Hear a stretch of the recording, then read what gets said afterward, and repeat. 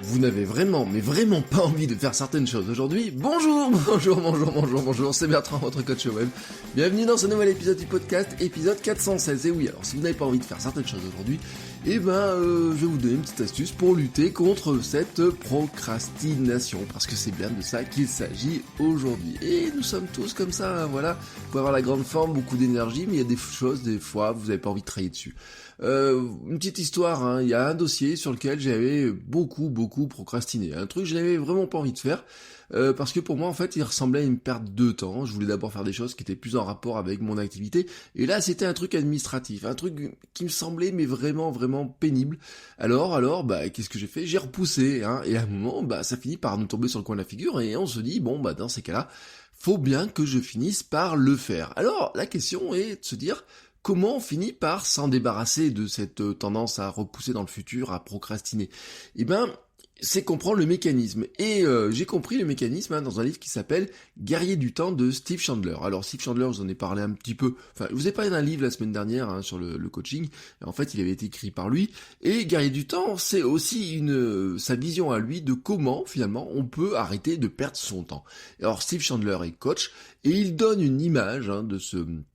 Dans ce livre, son idée, en fait, guerrier du temps, c'est que on doit vraiment lutter contre ces pertes de temps, etc.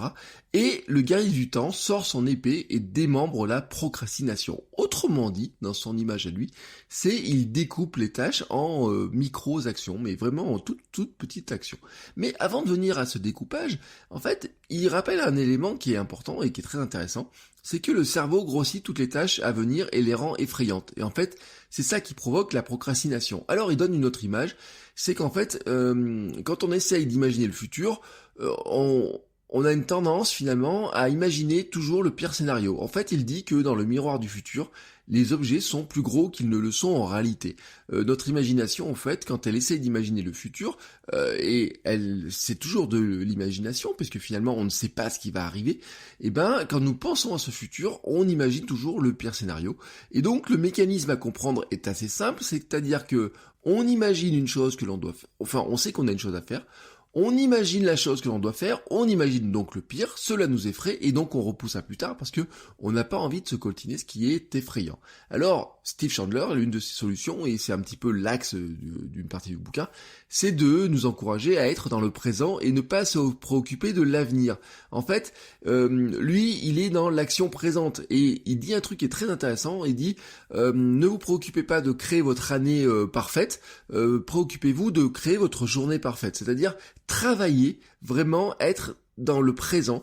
Et en fait, c'est vraiment ce qui est intéressant dans sa logique, en fait, c'est que il faut être dans le présent et dans l'action, et ne pas essayer d'imaginer un futur, mais plutôt de travailler maintenant au futur que l'on a envie de créer. C'est là où c'est vraiment très intéressant. Il ne se place pas donc dans des très longues actions en se disant faut que je fasse telle ou telle chose pour mon avenir, etc. Non. Lui, en fait, il est plutôt dans le découpage de toutes petites choses de 3 minutes.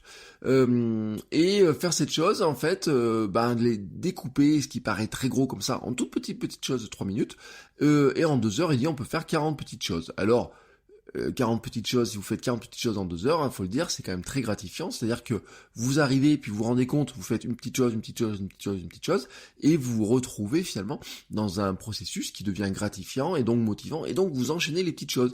Ça, c'est des choses que vous trouvez très souvent dans les techniques de productivité, qui fonctionnent en fait, mais il suffit de prendre la logique quelque part et de se dire je m'attache à vraiment me dire je prends cette chose-là, je dois la faire, je sais qu'un jour je devrais la faire, plutôt qu'imaginer le pire et qu'elle grossisse, je vais la faire maintenant et je vais la découper en tout petits morceaux et pièce par pièce, comme ça, pas par pas, je vais y arriver.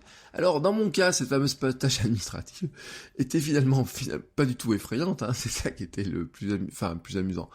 c'est pas un truc qui fut très amusant, mais je me suis mis il dit en fait on peut faire des petits défis, on peut se lancer un petit défi, le faire plus vite, le défi de le faire d'une manière plus amusante, etc. Et donc finalement c'était quoi? Bon, une petite tâche, j'étais créé un compte sur un service en ligne, bam, ça c'était fait en quelques secondes. Retrouver environ une vingtaine de documents, et c'est ça qui m'effrayait le plus, je pense. Je me suis dit je vais passer des heures dessus, c'est rangé dans différents endroits, il y a des choses en numérique, des choses qui sont en papier, il va falloir que je les scanne. Et donc j'avais en finale, je me suis dit je vais devoir scanner une dizaine de documents. Et en fait, en cherchant document par document, c'est allé très vite. J'ai dit tiens, ça je l'ai. Et puis je me suis rendu compte que en cherchant un document, je l'avais en numérique. Et donc je me suis dit si ça se trouve, je l'ai aussi l'autre document en numérique.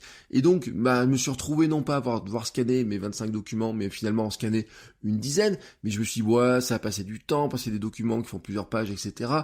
Faudrait que j'aille dans un endroit où ils ont un truc qui scanne beaucoup plus rapidement, vous savez, les photocopieuses qui scannent tout très rapidement, alors que moi j'ai que mon petit scanner à la maison parce que je scanne pas beaucoup de documents dans l'année.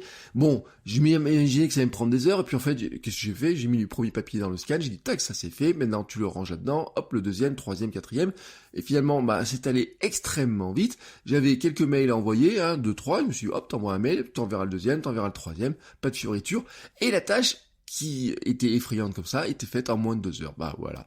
Exactement, le défi de le faire en pas très longtemps et de rentrer dans sa logique à lui de le faire en moins de 2 heures, et finalement, c'était vraiment fait en moins de 2 heures. Ce truc-là que j'aurais pu faire il y a longtemps, finalement, est devenu un truc qui aurait été fait il y a longtemps mais très rapidement et qui avait grossi dans ma tête, alors que finalement dans la réalité il n'était pas si gros que ça. Alors bien entendu quand même, petite limite je pense, c'est que pour que ce soit efficace, il faut pas passer des heures à planifier chaque tâche, et c'est pour ça que vous savez les méthodes de GTD, parce que finalement son découpage de tâches ressemble un petit peu à la méthode GTD, si vous mettez dessus, la méthode GTD, c'est de dire il y a des tâches, on les découpe, soit on peut la faire maintenant, soit on la met dans un truc à faire plus tard, et puis vous vous retrouvez avec en fait dans votre liste de tâches énormément de petits points comme ça. Je pense que c'est pas la peine de sortir votre logiciel de GTD, même si dans l'esprit ça ressemble. Envisagez plutôt de vous dire que que vous avez une tâche à faire.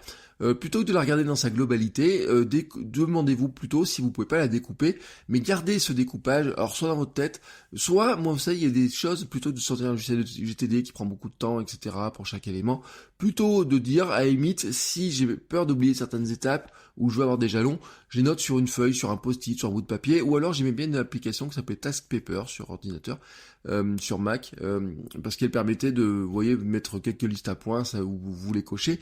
Mais si vous mettez 2 heures à planifier quelque chose qui va vous prendre 2 heures à faire, c'est pas la peine. C'est pour ça que je dis, la limite de tout ça, c'est de vous dire, je sais que je vais devoir faire ça. C'est un petit peu comme une courgette, j'ai envie de dire. Si vous faites la cuisine, vous découpez une courgette. Si vous devez découper votre courgette en 40 tranches, vous n'allez pas faire une liste de tâches des 40 tranches que vous devez faire. Vous allez prendre votre couteau, vous dire, je vais couper comme ça, tac, tac, tac, tac, tac, et vous allez faire ensuite chaque découpe, les unes derrière les autres. Je vois plutôt comme ça. Vous envisagez cette tâche que vous avez à faire qui est grosse, vous dites, je la découpe en plein de petits morceaux, je vois les petits morceaux que j'ai à faire parce que je vais les faire maintenant, et vous les faites, vous êtes dans l'action, dans la bonne direction, et vous allez voir que bizarrement, tout d'un coup, les tâches qui vous paraissaient très effrayantes deviennent beaucoup, beaucoup, beaucoup plus faciles à faire et beaucoup moins effrayantes, et donc que ça vous aide vraiment à lutter contre votre procrastination. Si ce conseil-là vous intéresse, et si vous voulez en retrouver d'autres, je vous encourage, le livre Guerrier du temps, mais tous les écrits de Steve Chandler sont très intéressants. C'est vraiment aussi des livres sur le coaching, etc., sur l'approche du coaching. C'est assez intéressant, mais le livre Guerrier du temps, il a une approche qui est un petit peu différente. Il est pas sur l'action de coaching en lui-même, il est vraiment sur l'action d'être dans le temps présent. Il a une vision zen des choses, l'effort sans effort, voilà. Il a des visions comme ça. Je vous mets le lien dans les notes de l'épisode. Je le précise, si vous cliquez sur le lien qui est dans les notes de l'épisode, c'est un lien affilié, donc qui rapporte quelques centimes sur votre achat. Vous coûte rien de plus. Ça vous envoie chez Amazon. Si vous cliquez dessus, moi, ça me rapporte quelques centimes de plus. Et profitez-en tant que vous y êtes à acheter tout ce que vous avez acheté en même temps, parce que je le dis pour ceux qui savent pas trop dans l'affiliation, c'est-à-dire que quand vous cliquez sur un lien, en fait les achats qui suivent, c'est pas que sur le livre, c'est sur les autres achats que vous faites aussi en même temps. Alors si vous prenez l'idée d'acheter d'autres produits en même temps, profitez-en, et vous aiderez ainsi à financer le podcast. Et moi je vous souhaite une très très très très très très belle journée sans procrastination, et je vous dis à demain. Ciao ciao les créateurs.